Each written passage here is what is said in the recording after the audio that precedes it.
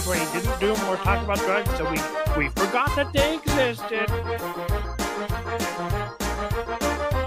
By allowing it to consume you, you are letting them win. The same them, they, that are contributing to this doom and gloom in the world. Be aware of the doom and gloom. Be aware of all the lies. Every day that you get trapped in this doom scrolling, all that media is doom and gloom. Whatever the most doom and gloom scenario may be, endlessly consuming doomer content, this doom and gloom wouldn't exist. Stop consuming doomer content. Well, the reason why we think this is funny is like you could answer this as simply as don't do things that cause you to have negative feelings. And then he's like, oh, by the way, every single thing that causes you to have negative feelings is true and you should worry about it. But then don't be a doomer. You gotta be like a non-doomer while watching negative feelings. Oh, yeah. Don't be black though. We're given to big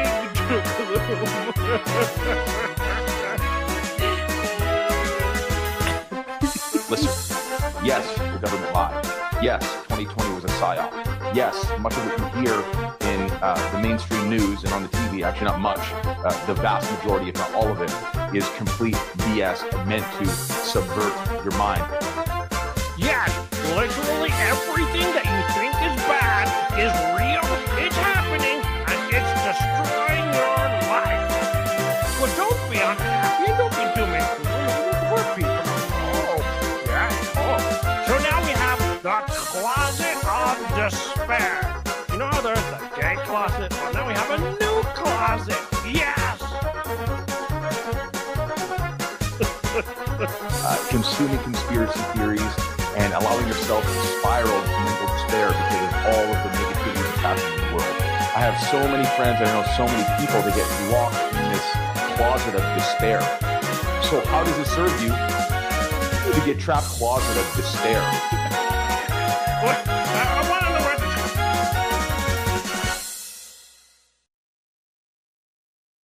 closet is. It's like there's this dungeon somewhere with the big closet, the closet of despair. And when we listened to this, we just had to edit it in everywhere because this is the greatest idea ever. Hey, Tommy. Yeah, Dad. Get out of the closet of despair. You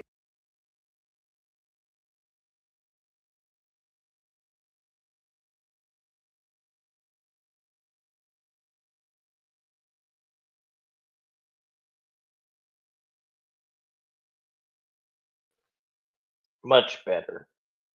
Anyway, welcome to Selahcast, where we watch Christian Harrington. Living magisterium. Because there's a lot of confusion around this. And heresy, in your book, Heresy Discussed. If you want to see Christian Harrington being stupid, we just browse over to her We're shorts. Explaining that question came to me, Gabriel or Pedro. Now, I will probably mess your name up all through this. Selah. What? Just like Selahcast. That's crazy. And this lady already clicked her show.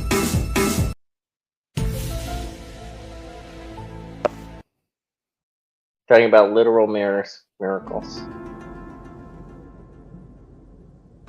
No problem. Oh, my mind sometimes, Pedro, is just crazy. And so what we'll do, or the thought that came to my mind was this. Where do you get your inspiration for these stories? We're explaining that question I had that on my mind all the time, but I was afraid, as I said, to go to a priest, and because I was afraid to hear the words, "You're not welcome back." And this goes all the way back, Pedro, to 1979, after my divorce, and I went to a Catholic Bible study to my church because I was married in the Catholic Church, and the person, who I won't say his name, when I showed up, he said I wasn't welcome because I was now divorced. And so that all those years, that tape played in my mind that I'm not welcomed. I'm not welcomed. I'm not welcomed. I wonder how many Catholics or former Catholics. Selah, don't forget, guys, she literally had a miraculous death, and she was deathly afraid of Up there confession. have had the same experience. When she had a divorce, which is scandalous to the church in 1979, when, by all tradition, she shouldn't be allowed back in. The whole John Farrell spiel, it's just like, lady, this is, yeah. Which has kept them from coming back. Like it kept me all those years. You don't need to from make coming public back. repentance. Saint Mary of Egypt? Come on, Christine Harrington's holier than that. Did Saint Mary of Egypt even have a miraculous death where I did abortion as a Catholic and I was afraid of a divorce? Christine Harrington. So this rigid religiosity, I mean, my gosh, that's a real thing. Oh my gosh, people follow me Catholic tradition. Yeah. Hey, wait. I need. Let's move into tradition versus living magisterium, because there's a lot of confusion around this. In Heresy, in your book, Heresy Disguised as Tradition, you argue that novelty is often confused with tradition. Can you explain to the audience how understanding authentic Catholic tradition actually helps believers prepare for eternal salvation rather than? I would say that as a writer, I think that I understand that interplay very well because, if I am a writer and I am writing about the world or about some characters, I know that if they want to go through to the finale, to the ending, hopefully the happy ending, right? They have to go through several challenges that will make them go through that character arc that will eventually bring them to the fulfillment of the story. But that story does not end solely when all the action ends. The story ends also internally through all the decisions that Selahcast, just like Mrs. H and her 26 million abortions and her divorce. Maybe guys, your character arc was like Robin Hood and taking all of her abortions to the poor. eventually shape the character from one. Ooh, shape the character. Just like claiming you had a near-death experience of going to heaven, which no one else has had. Most people, who do terrible things like abortions, divorces, I don't know, other evils will go through what is it? I don't know, an experience of hell for where they deserve, but Miss Christine Harrington, holiest woman alive! Let me tell you through my cracked teeth, I'm so holy that actually I went to heaven!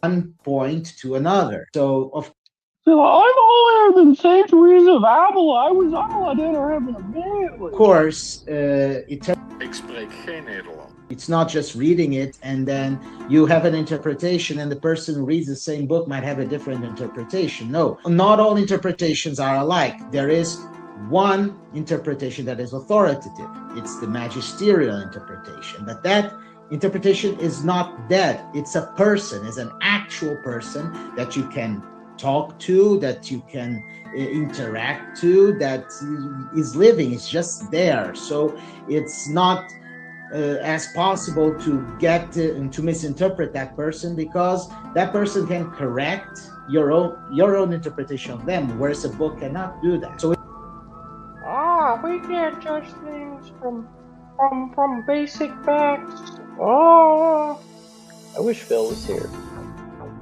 Always me and my excuses. Only Phil here. Here, we'll go back to Grand One Cox News so I can play the whole song. Give me a sec. Here we go.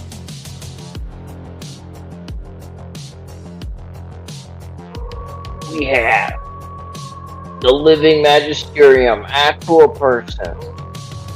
And we have Kennedy Hall with a new video.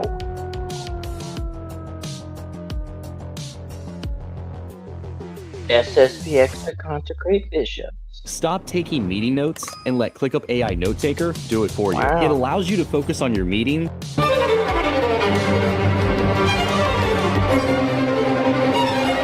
Oh boy.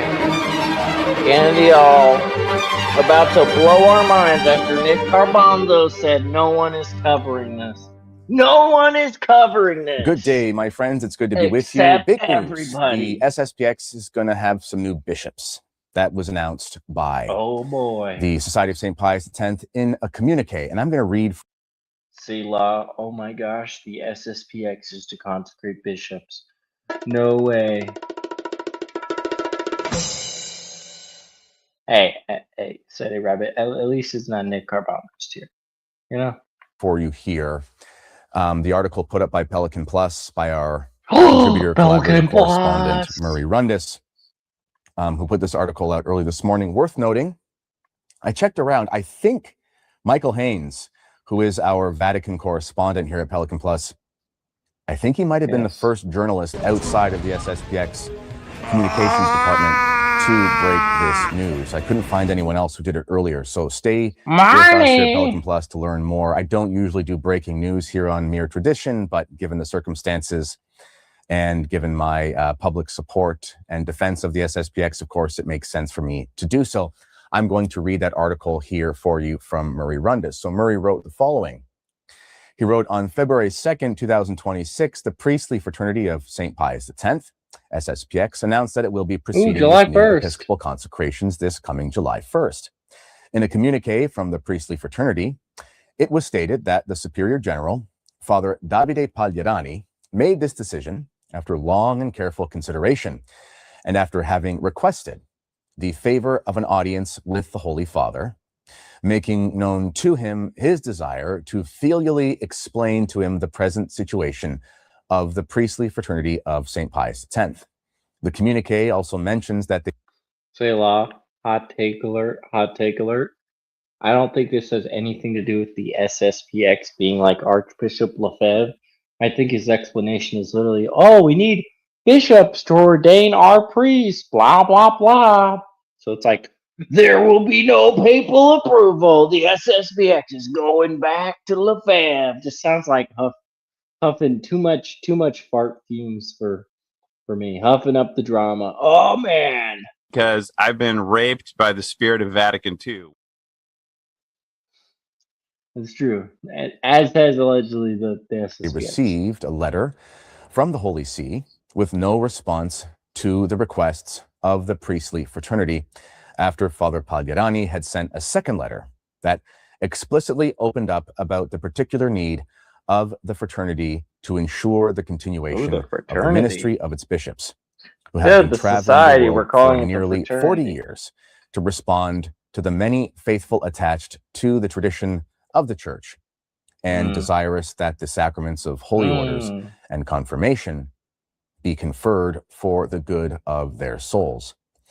A number of things remain to be seen after this announcement, but all eyes are now on Rome to see what the reaction of Pope Leo will be. The first year of the Leonine pontificate has been full of speculation as to what the Pope might do to alleviate tension with. Which, by the way, we have breaking fucking news of the Pope's response to freaking to fillets, you know, things. I just thought, here we go. Here this tab. This is Pope Leo. You can tell because he has gray hair. It's actually the Holy See's desktop. And here it is, the phone call. Hello. I do.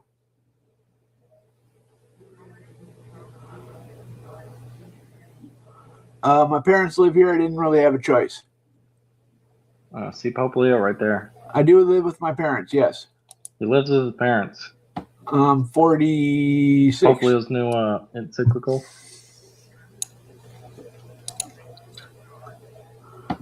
Yeah, you got to do offerings and then he'll talk. So, like, Give me a second. tell a Let's play funny, some right? music Make a over this to comic make it that's holy. genuinely funny, and then me a randomly sec. open the Bible, and then he'll talk. This You section get out of of it Pope what you Rights put is into it. You nonsense. get out of it what you put into it.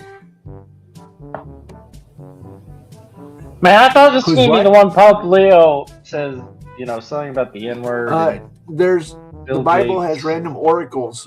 In Give me a in second. the King James Bible, the temple This had a Pope Leo random oracle, Magisterium. and they inquired of the Lord temple where they talked to God. That's true. Don't be fooled. This is completely real. Pope Leo's takes on things. See, it says Leothos. That's his real name. Los Theos. Carrie Davis. Pope Leo. Bill Gates. There we go. Look at it.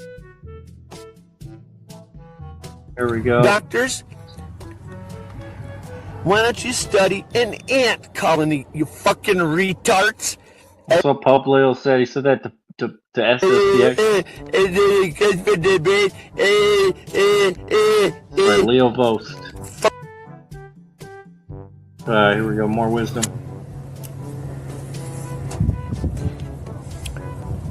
Fucking retards. God damn, they're stupid. So Nomen Domini Vendi. I'm sorry. Right, see, Pope Leo just profaning our Lord's name. Yeah, you know, you gotta run them over with the those car. They glow Catholics in the dark. who attend the traditional Latin Mass, Amen. following Amen. the Proprio Traditionis Custodes, which unfortunately imposed increased restrictions on it, and after my rumors that the College of Cardinals might address the traditional Mass in the consistory earlier this year. In some ways, the Pope will now be put in a position where he must take a side in the liturgical conflict, since the mission of the priestly fraternity is directly connected to Selah, I'm absolutely loving the fact this the first SSPXer I've heard called the society the fraternity. Why is there no Fumo in the Peli brief? It's a good question. Honestly, I'd pay $100 to have Fumo there. It'd be hilarious. Yeah, John, you haven't paid any money toward Fumo's proof you lost the train, John. Yeah, I know.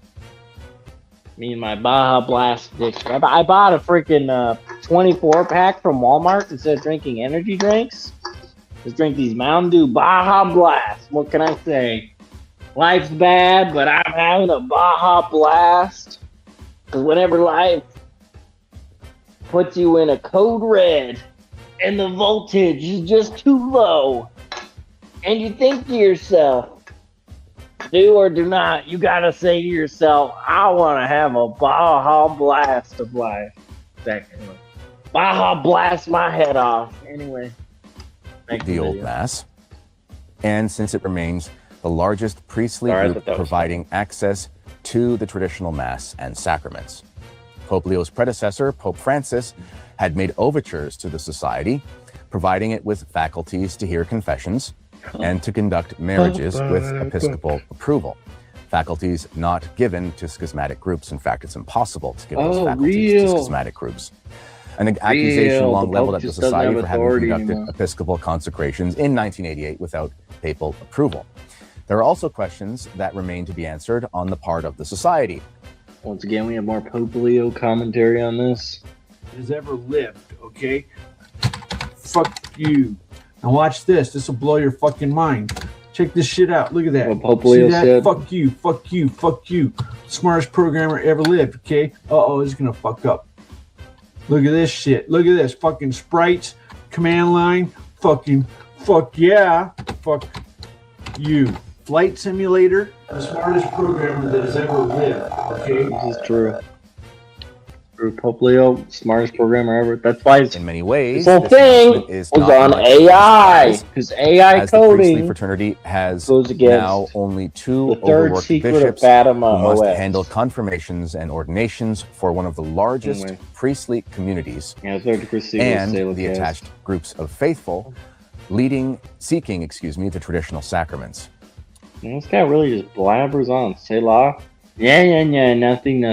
What this communique did not tell us was how many bishops would be consecrated. Wow, Selah. That's kind of breaking news. How many bishops? Does anyone know? I guess I already know Phil's response. 666. Ooh, nice Fumo candlesticks. By the way, congratulations to our friend Siku for getting a Fumo. I just want to say, you're destined now to get in a car accident. I'm sorry. You buy the Cerno Fumo and like your whole life changes. You visit ZAP, you buy him Fumos, and then you get in a wreck. So whether the number will be 4, as Archbishop Lefebvre did in 1988, or whether there will be more to accommodate you'll get yourself a $20 faithful. Other questions, such as the Fumo made country in of origin China. of each prospective real bishop, reason we're against also remain tariffs. to be seen. Thank you, Marie Rundis, for breaking that story for us. Please forgive me for the brief interruption here, but if you are enjoying this, you can find more of this.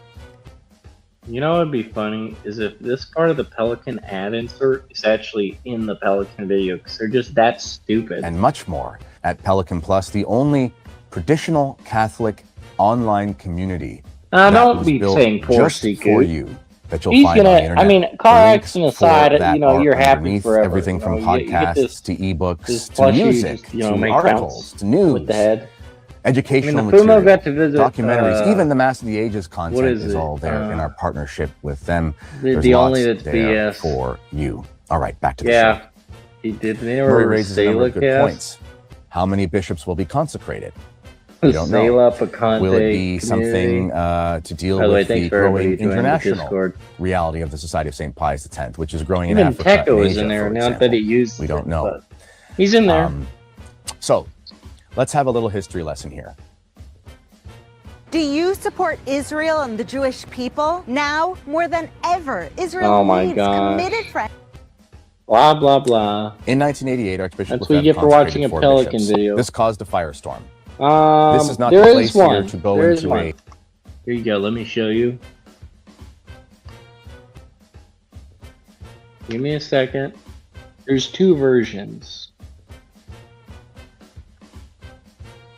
Let's see if my Amazon is logged in with my name. There we go.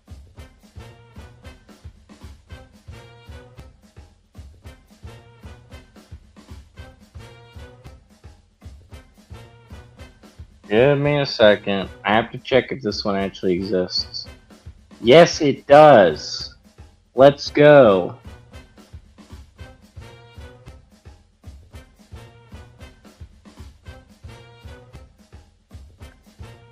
Let's log out of freaking Amazon because I don't want you guys seeing my dang address for some reason.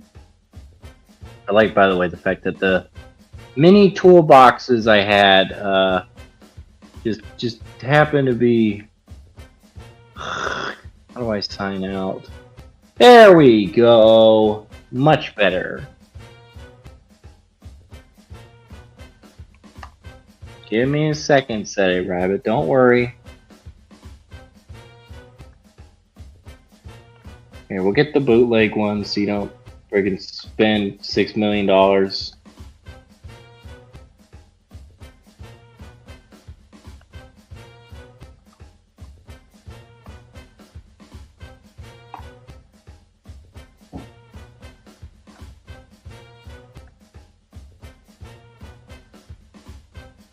Give me a second, said a rabbit. Don't worry.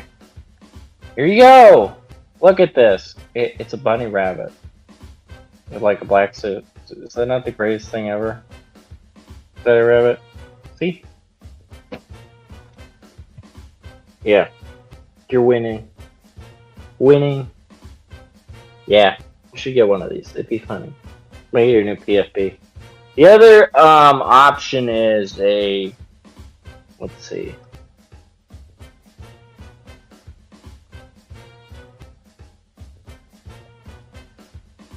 I hate the fact that I know this far. Anyway, whatever, done is fine. I guess they don't exist. Huh, weird. Yeah, if you want to spend $100, you can get a Tui Inaba Fumo. I mean, who could have guessed? Yeah. No, but this is the closest thing you get is Ryzen. 20 centimeters tall. Pretty big. Plus the ears. I mean, the ears, like, look at this. This is high quality.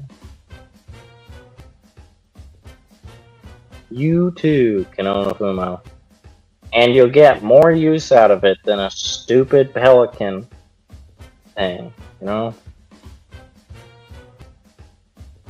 Yeah, the red eyes are nice. I wish the Koishi Fumo had red eyes. It just makes it look more sinister. I think it's kind of fun. I wish real people had red eyes, because that'd be cool to have. Like, yeah, it would register as me, like, as a psychotic individual, but, I mean, you know, I mean, I could know who else was psychotic. Then I'd have good friends. In-depth, profound Like defense of the viewership. Society of St. Pius X. You know my opinion on that if you followed my work. You either love it or you really hate it. Some people really hate it. This is literally a Glaze session But about I the did write a book, SSPX is going. SSPX the Defense. You can Oh, read yeah, that man, book. we The totally link for did the it ebook out is of underneath. It obedience is to the available Pope. at Pelican Plus. This You is can also totally buy it about if you'd like, but resisting. you sign up for Pelican, Not you can read that cucking book and and kissing access Rome and everything being else like, we do, and we're going to have lots of information please in the love coming us. days, weeks, and months about We this. won't do anything this time. In any event, We really need you to give us your since confession 1988, permission. the question of the place of the society in the But we church wanna has keep our actually been a little lot more settings as complicated than priests, people too. are willing to admit. And we know this even as early as 1991. Why? In 1988, Pope John Paul We're II gonna released mention the the- letter Ecclesia De Adflicta. Selah, were you going to mention, you know, that whole letter Lefebvre penned before he died that I guess the SSPX just never listened to? And we have to listen to Nick Carbongo's explain to us how. Actually, the FSSP is what Lefebvre intended. Which basically stated that Archbishop Lefebvre had excommunicated himself, and so did the bishops who were a part of the ceremony. And then there was a veiled threat in there about basically be careful if you attach yourself, et cetera, because you might also find yourself in trouble. So in 1991, a bishop in Hawaii, We know about that. he did excommunicate a group of faithful from his Get attached diocese to that. because they By the had way, received Selah. confirmation. I just love the Glaze session that the doctrinal issues just are completely gone. I mean,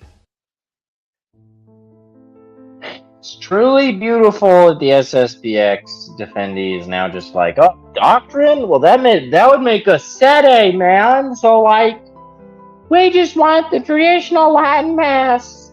That's all we want. We believe in everything doctrinal. We just want the Latin Mass, just like the FSSP. From the late Bishop Williamson, who traveled Tomorrow. to the island to confer the sacrament of confirmation. Pretty swiftly, this group of faithful, they appealed to the Holy See, and the excommunication was overturned by none other than Cardinal Ratzinger, who became... Ooh. I wonder who Bishop Williamson is, Kennedy Hall. Shall we not mention, you know, the SSPX response to his death? Oh, too soon. My bad. Sorry that I have functioning brain cells, Kennedy Hall. I'm glad to see you were paid off by the SSPX to say nothing about doctrine and just blabber on about... No Lefebvre Fumo. I like Lefebvre. No.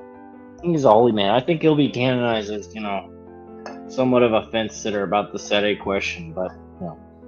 At least as a man who started things. Pope Benedict XVI. That was a watershed moment because here's the thing.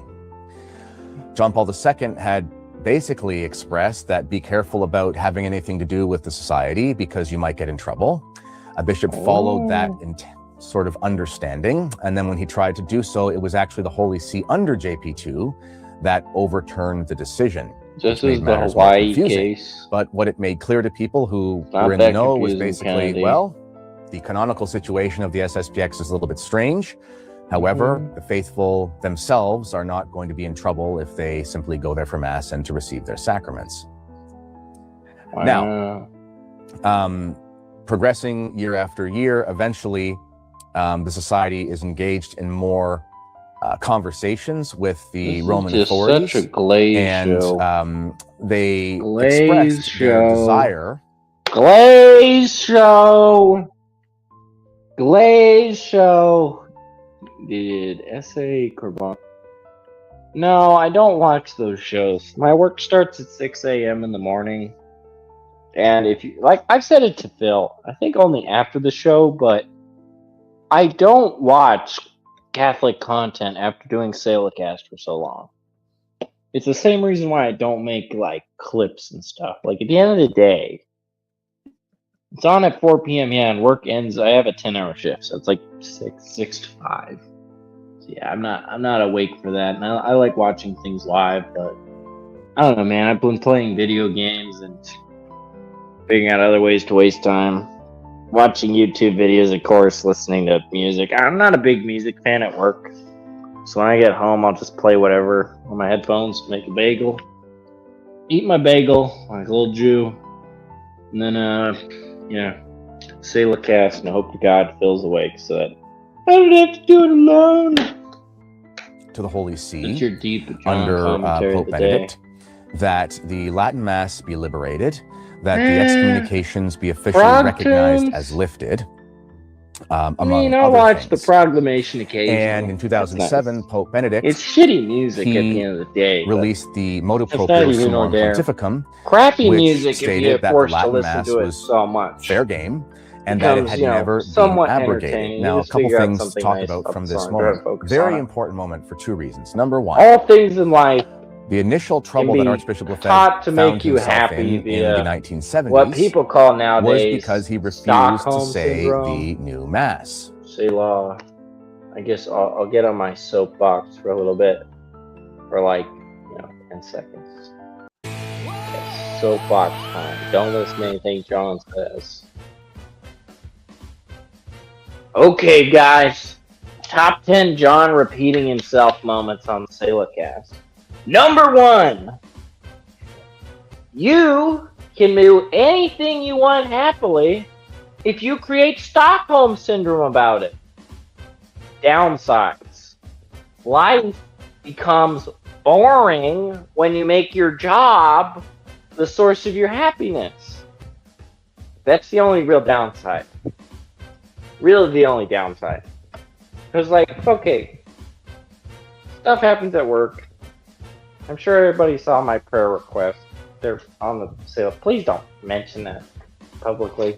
Please don't. That I'd rather stay, anon. But at the end of the day, if you saw that Discord prayer request, so a lot of people were at this job, hypothetical job, other jobs, so were like, oh man, I wish I had a job I didn't want to quit. Yeah, that's your standard person. I mean, standard people don't want to work shitty jobs. Like a gas station, for example. Or factory work that's hyper repetitive. But I guess if you have something wrong with you, it's really easy to do the whole turn that frown upside down. If you are so angry at work, you absolutely hate being there and you hate when things go wrong, to just be like, no, it's not because I hate it. I love it so much that I get angry about things going wrong. And then you locked in, locked in. You're like, whoa. I do love my job. And then you are attached to it. So on number 2, if you do get attached to it, the big downside is now you're attached to your job, which is good for me. I'm single. So now everything in life has to be treated as a job, which I mean isn't a bad thing because I love jobs. If I had a family, it'd be yeah, I gotta treat this just like I treat my jobs. Do the hard work and force that smile through. If you can do that, and you can force yourself to get angry about the fact that you haven't done enough, you'll always be getting better. You will always be getting better at your job if you can stay passionate And instead of being passionately angry, except at yourself, which I think there's an extreme to that. I admit this is somewhat vice-driven as well. Like spite. Spite! Number 3, spite is an awesome motivator. It really is. Spite is the greatest motivator for life. If you can do things out of spite, it's just like being a contrarian. Because then you're like, spite, is the end of competitiveness. Like the extreme version of that. That you're just like, I hate the fact this person is ahead. But at the end of the day, competitiveness becomes spite. So, like, you got to control that. But at the other end, I'd rather be on the extreme of spite than on the extreme of doing nothing and hating my life.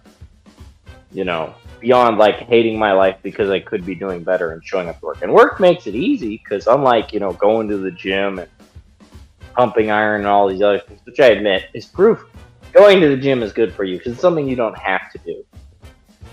But if you're at your job, like this is also why I say manual labor is so much better than anything else, because it's easy to become competitive if it's stuff you do with your body and your mind just basically does nothing, if I'm being honest. If your mind isn't doing anything, it is so much easier with that job to allow your mind to pretty much turn into, man, these people suck. I could be doing a better job than them, and because you're right there, you just do. Like, people tell me, they're like, John, factory work just sounds so boring. And I'm legit just like, it was somewhat. Then I just, crazy thing, listen to the old people at your job. Spend a month, I don't know, maybe Lent. This is what I did. Spend a month or like Lent, not using headphones at work. I mean, admittedly, like AP said, I just used my headphones when I was off work, so it really didn't work. But if you take your headphones out at work, you will blow your mind with how interesting you can make your job. Because you're forced to just stare at things. And same with everything else. If you're forced to stare at parts all day that are exactly the same, I mean, do you want to just be groaning and moaning for 8 hours? Or would you rather just have your brain basically on a drug high, admittedly, where you're just like, wow, this part is 1% burnt. That's amazing. Whoa. And this part is 2% burnt. Wow. Like, and if you can just make a habit out of that, or just listen to like audiobooks on repeat, like if you're doing anything else but headphones. Like Saint Therese, I've said it on old Selahcast. You'll remember. Just listening to a Saint's audiobook on repeat just forces your brain to try to think just like they are on the job. You're like, wow, Saint Therese says to smile no matter what. Life is just like doing the little things right and doing every little thing perfect. And I love that because I listen to her book on repeat all 8 hours of the day. Like I say, and I've repeated this too many times. MK Ultra on yourself is the easiest way to make yourself better. You just like motivational videos and stuff. Yeah, help taking pills 101. Like that's another thing. Like another thing, Phil is right, guys. Don't overthink things. When you don't have to think about something, you don't have to think about something. If the answer's right in front of you, you don't need to be set. Not all people are called to be set AP philosophers who have to spend, 3 hours reading books to understand some basic truth that seemingly is just like, that's true. You can shut off your contrarian brain if you just happen to pick up on the fact, gee whiz, I'm being a contrarian, and won't just submit to what is staring obvious in your head, But not everyone's wired that way, and, John is so humble. No, that's just not the case. But if anything, it's once again spite that I even said that. No, but like, yeah, most of the time, you don't need to use your internal dialogue at work. Your brain functions via vision. With jobs, like if you see something, that means you're already thinking about it. Your vision is a part of your brain. So like you look at things, you don't need to have an internal dialogue explain at all. It will waste your time. Most of the time, with basic manual labor tasks, you do not need to think about it. You just do it, and you will find a way to do it better. There are so many stupid skills I can do without thinking about it that I could never put in words, or if I put words into, I screw it up. Like being explained how to bundle up wires, and I'm over here like, how do I do that? And then I'm just walking over doing it. It's like, why couldn't I have just done it when he explained it? I don't know, because my brain was on. Or you'll turn your brain off, you become like, when we're hyper-focused, or when we think, oh my gosh, time flies by. You want to know why time flies by? Because you weren't thinking. You know what ruins all time? It's your internal dialogue. It's like having a conversation. Conversations make things drag on. If you don't want time to drag on, you got to turn off your brain's internal dialogue. Just trick it into believing nothing's been going on for the last 30 minutes. It's just focusing. And then suddenly, you don't have to think about things. So you don't feel the 5 minutes because nothing's been going on up there. Like, it's crazy. You can make hours go by for 8 hours on a dang overnight shift if you just turn off your internal dialogue. I mean, the other option is to just say the rosary on the factory job. That was like super easy with manual labor when it was repetitive. Not so much when you really, the greatest issue I've had with manual labor is taking a job that requires me to use my brain to learn the simple skills so then I can turn it off. No, but seriously, if you notice, when time allegedly flies, it's the day you didn't think about anything. I hate saying it, but that's the truth. The reason why times fly is because you don't think about anything. So an hour feels like a second ago because literally nothing has happened. That's not even a joke. Internal dialogue is our brain's metric for time passing. That's the truth. Your brain is the biggest hurdle, and man, this day is dragging. Well, yeah, because you're thinking about the day dragging. So everything. Oh, today felt slower. It's like because you were thinking. That's what sucks though. Those days just can't get away with trying to hyper focus. It's like a lock-in phase. That meme where it's like lock in. It's just a matter of practice. And the saints even talk about this with jobs in monasteries where they're like, yeah, this saint would just turn off their brain and go into that task. And then move to their next job role in the convent monastery, turn off their brain and only do that. And guess what? They served God perfectly doing it. They didn't have to do mental prayer when they did it. There's literal saints of the Carmelites who are told, no doing mental prayer during this time of day. It's different for everybody. But at the end of the day, if you're like me, yeah, just turn off your brain. No, I think praying the rosary thinking is fine. If anything, based on the fact that everybody just fails at the rosary because it's always the whole like, man, this is taking forever.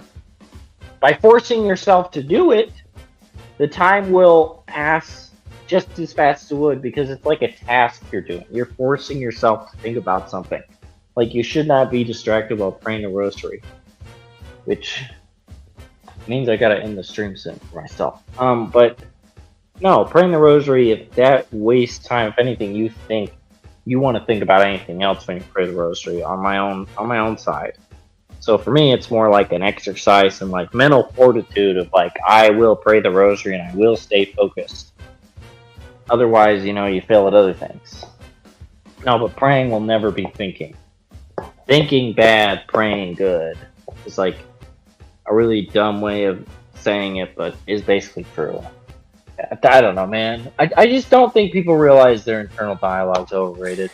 And it was the understanding it always at gets the time in the way that the Latin Mass had been canceled, had been abrogated, which is a fancy your greatest way of saying, error in life is letting your internal dialogue Archbishop keep Lefebvre playing said, about no, this is how impossible. your life sucks and well, how in, you're I sad. believe 1986, Pope John Like Paul II I get mental meeting health or a stuff. small Like, you got to think about things sometimes. Whatever. But A group no, session like factory work with taught his me inner that if you circle can figure out how of to cardinals, do things I believe it was 9 without of them, thinking about and he things, asked them, Did you can Paul just the Sixth hyper-focus. abrogate, meaning did he officially It cancel will make the things. traditional Latin Mass? The problem really is not all And jobs 8 of the allow 9, that. if I'm not mistaken, said no. But yeah, he if did you not. can just Among those focus on was yourself Cardinal and the Ratzinger. task you're doing, This like made matters Saint more Therese says, confusing doing the because small Archbishop things Lefebvre was in perfectly trouble initially for the love of continuing to God, say the even Latin if that's Mass not and your not saying the thought. Novus Ordo, which shouldn't have been an issue. I don't know. The Latin Mass was still fair game.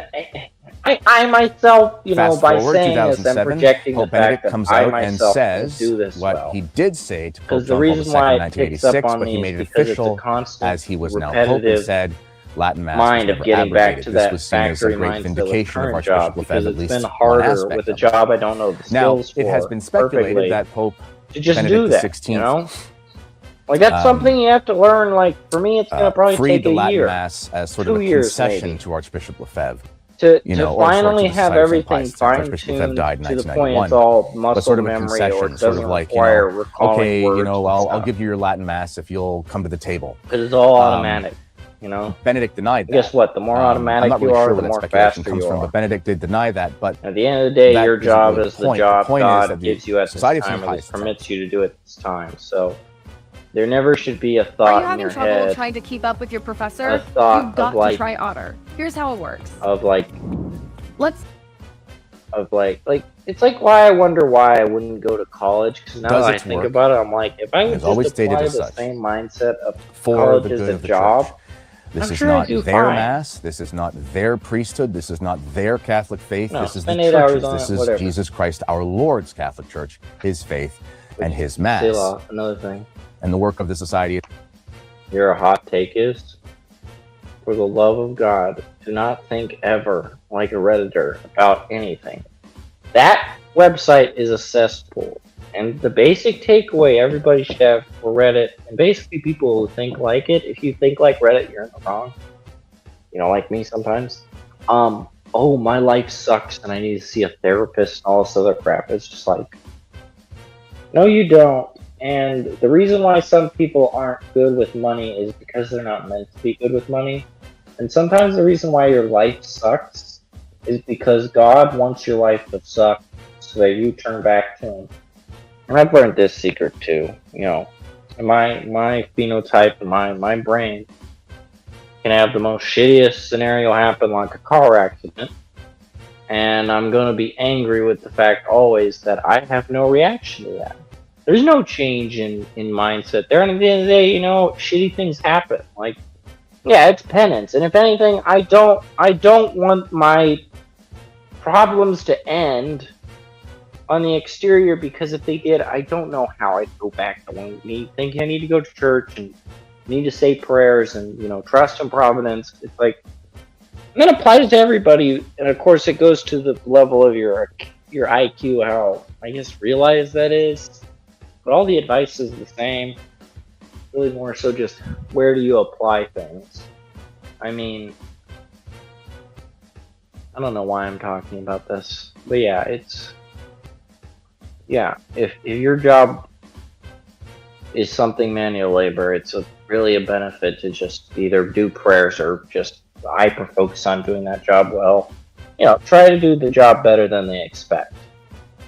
Not because you need a raise, not because you want a promotion, no, because doing things perfectly and for the love of God in a quicker amount of time is just better. I mean, this is why Pius XII, I think, declared Matthew Talbot a servant of God. When he worked in his factory, by all stretches of the imagination, the conditions in that Irish factory were crap. By all stretches of the imagination, he didn't get paid enough. By all stretches of the imagination, he shouldn't have had to work 70 hours a week at that factory. But at the end of the day, he's known for having helped workers and done his job better than he had to, worked more hours than he had to, you know, lifted the burden of others at this job, never did the bare minimum. Instead, you know, thought of it as, how do I stop other people from having to work as hard? And if you have enough of those people at a job, man, you got the easiest job in the world, because if everybody does that, no one is doing all that much work, because you're always thinking of ways to help things move along. And as soon as you can do that, I mean, now you're, you know, doing a life of, you know, holiness, I guess, because now you're like the best apologetic is your life. So there you are. You know, you do a good job. Other people see that. You know, people suddenly realize maybe you're Catholic. Blah blah blah. Grace. You know, I don't think it really works nowadays as much, but yeah, it's just like go above and beyond on your job, not because of some stupid I'm gonna get paid more, not because of some you know, like me getting paid in my head doesn't really matter. Like once again, going back to that prayer request, yeah, I still work though. I work for free. You know, I am so submitted to the idea of work that I would work as a voluntary slave for someone if that was a way to live in our society.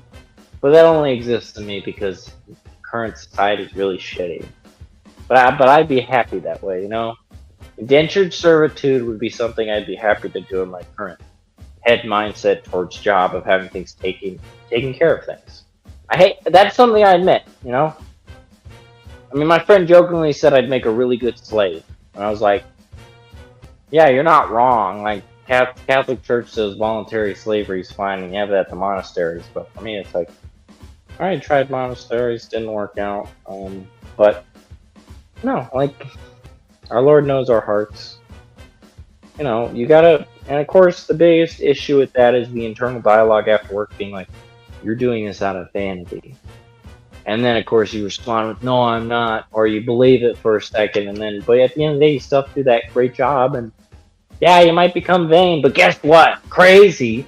People who brag at work and were ahead, by all stretches of the imaginations, will always be humbled somehow. You think you being worried, oh, but what happens if I start getting prideful? Everybody knows this. The person who gets super excited at work about how ahead they are always screws something up. So you don't have to worry about it. God, you know, in His providence will somehow screw you over if you do that. I don't know. We know why, but it's the truth of life. You meet the guy at work who brags about his work, and they'll be humbled immediately. So don't worry about it. You'll get humbled immediately, and make a habit, you know, of not heading down that direction. And there's also an extreme of like, I don't accept compliments because I don't want you to accept my work. But that's not humility either. That's once again pride, where it's like, don't compliment my work, and then you fall for it again. You're like, I'm so mad, and you become obsessed with that anger of being complimented for your work because you know it would screw you up. So like either way, guys, God humbles you. So you don't have to worry about it, is what I've learned in life. Because of how many times I've gotten super duper prideful about how well I do at work. And what do you know? I screw up really bad that day. The next day, and I have to go back to square one and focus on my work again. Yeah. And, you know, hopefully one day, you know, I guess I resolve to be better at that. Starting on the next work day. I can't say I will. That's stupid. I am going to do better on that on Monday. I am going to finish this Selah stream as soon as it hits the hour mark in like a minute. And besides that, you know, like I don't know. I hope everybody does that with their job. I assume most Selahcast viewership already thinks this way. And honestly, in life, I realize this today too. Sometimes we just need reminders. I hope somebody else reminds me of this too, because mentally, all things, the most evil person in life is not the Antichrist. It's not whatever is causing you all this suffering. The most evil person in your life, I just need to say this to myself, is yourself. At the end of the day, that's the truth. The most evil person in your life is yourself. The person who will get in your way all your life is yourself. So don't, you know. That's your John sermon on the top of the whatever on the soapbox. Don't focus on other people's screw ups, and not saying to cover their asses and fucking appease and be an ass kisser like I've been all the time, just trying to, you know, lay low and be all mama humility. but you know, and then getting humbled again because of that becomes vanity. But yeah, I don't know, guys. Your biggest enemy in life will always be yourself. I really wish I learned that lesson even saying it, but as we all know, the things we say in this life, Selahcast is great. Your biggest enemy in life is yourself. No one else, and no one else can be your enemy. So don't, I guess, just pray for me, and I'll pray for you. I'm gonna say my rosary, and I hope you guys do too. And yeah, y'all have a good night. No work for me tomorrow. Work 4 days a week, 40 hours. So gonna play on my video game console tomorrow, probably most of the day, because honestly, I need to waste my time. And I will do my little office tomorrow, so that's gonna be good. Hold me accountable, Sailor Chat. Make sure you ask John if he says little office. Yeah, y'all have a good night. I'm gonna end the stream because this is gonna turn to me procrastinating. Thanks, Candlesticks. I'm probably gonna delete this, just to be clear. I kind of am tempted to just delete Selahcast because honestly, you, the viewer base, are the only person I like talking to, and it's only on the live chat I like talking to. So don't be shocked when this disappears. I mean, beyond that, we'll have a new stream up. I prefer deleting these things. It's just better overall. Yeah, thank you, City Rabbit. I hope everybody's doing well. I say that with a fake tone of, at the end of the day, guys, very apathetic person. Don't, wait for me to grab that link. Fine, I'll put it in chat again. Do.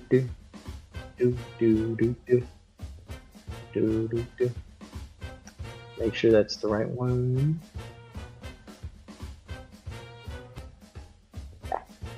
Alright. It's in the live chat. Oh my gosh. Just look up Ryzen Fumo on Amazon. Okay, end the stream. I'm gonna say my rosary. I'll delete this later. Afterwards. It'll be deleted after the rosary's done. End the stream.